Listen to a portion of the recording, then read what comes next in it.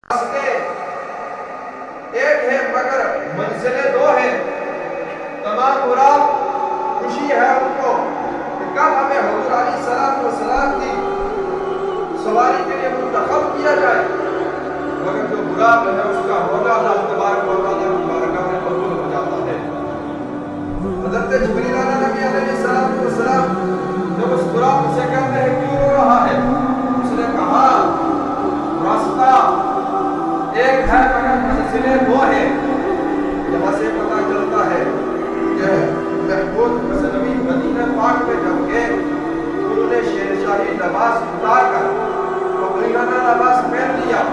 پہننے کے بعد انہوں نے کیا کیا کہ ایک پانی کا بس اٹھا لیا، برتن اٹھا لیا، مخلوق خدا کو پانی پلانے لگے. ایک شخص نے ان کو پہچان لیا، پہچاننے کے بعد کہنے لگے آپ تو غزنوی کے شہنشاہ ہیں. انہوں نے کہا کہ میں شہنشاہ ہوں مگر غزنوی نہیں. یہاں تو اس در پہ آ کے شہنشاہ بھی قبول ہو جایا کرتے ہیں اور شہنشاہ بھی گدا ہو جایا کرتے ہیں. سبحان اللہ.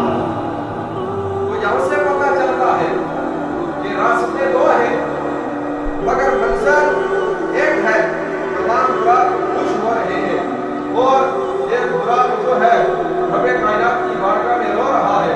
اس کا رونا اللہ تبارک و تعالیٰ کی بارگاہ میں جب قبول ہوتا ہے حضرت جبریل نبی علیہ السلام اس براد سے کہتے ہیں تیرا رونا جو ہے اللہ تبارک و تعالیٰ کی بارگاہ میں قبول ہو چکا ہے. اس براد کو جب منتخب کیا گیا حضور علیہ السلام کی سواری کے لیے تو پیارے آقا رحمت دو عالم صلی اللہ علیہ وسلم کے لیے جب اس کو منتخب کیا گیا تو براد اتنا خوشی کا عالم ہے کہ اس کا کوئی اندازہ نہیں کر سکتا. سبحان اللہ. جب پیارے آقا رحمت دو عالم صلی اللہ علیہ وسلم کے لیے براد حاضر کی گئی، میرے آقا اس پر سوار ہوئے تو براد میں اتنی خوشی اور اتنی جگمگا رہی ہے تو براد نے تھوڑی سی جل دی. تو حضرت جبریل نبی علیہ السلام نے کہا تو کیوں اتنا خوش ہو رہا ہے؟ اس نے کہا تو اتنا کیوں جلک رہا ہے؟ اس نے کہا کہ میں اپنی قسمت پر میں اپنے آپ پر راز کر رہا ہوں کہاں میں اور کہاں میں ہوئے خدا صلی اللہ علیہ وسلم. پر اللہ تبارک و تعالیٰ کا یہ پیارے نبی صلی اللہ علیہ وسلم جب اس براد پر سوار ہوئے میرے نبی سبحان اللہ میرے نبی تبھی امت کی یاد میں رو رہے ہیں. سبحان اللہ. میرے نبی آپ کی اور میرے پیارے نبی صلی اللہ علیہ وسلم تمام کائنات کے نبی آخری وقت جب معراج کے لیے میرے نبی کے تب یہ اپنی امت کو یاد کر رہے ہیں. سبحان اللہ.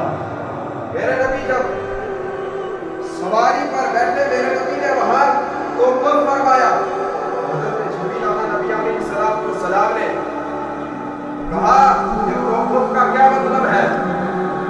میرے پیارے آقا رحمت اللہ صلی اللہ علیہ وسلم نے ارشاد فرمایا کہ میں تو معراج پر جا رہا ہوں بھائی تو ذرا جگمگا رہا ہے تو مگر قیامت کے میدان میں میری امت کا کیا حال ہوگا گناہگار امت کہ جب اس صراط سے گزارا جائے گا جو بال سے بھاری اور تلوار سے زیادہ تیز ہے اسے جب گزارا جائے گا تو وہاں میری امت کا کیا حال ہوگا.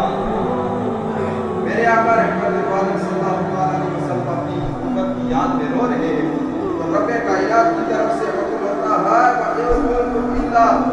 قال رسول اللہ صلی اللہ علیہ وسلم اے محبوب آپ اپنی امت کی فکر چھوڑ دیجئے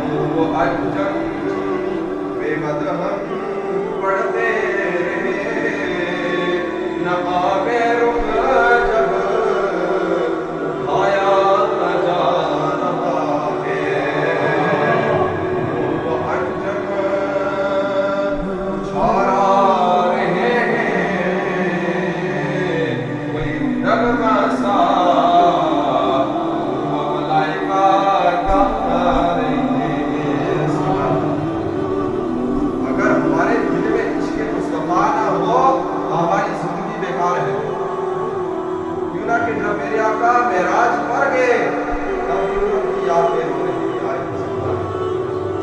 अपनी उम्मत की याद में रो रहे थे। क्योंकि हमारी हम नमाज अदा करते हैं, उसमें भी अगर प्यारे आका रहमत सल्लल्लाहु अलैहि वसल्लम का इश्क न हो तो नमाज पढ़ने का सुरूर ही नहीं आता है। नमाज कबूल ही तब होती है जब प्यारे आका रहमत सल्लल्लाहु अलैहि वसल्लम से सच्ची और पक्की मोहब्बत हो। सुभान अल्लाह। ये नबी जब भी कोई काम, मेरे प्यारे आका रहमत सल्लल्लाहु अलैहि वसल्लम हर वक्त अपनी उम्मत की याद में रोया करते थे। सुभान अल्लाह।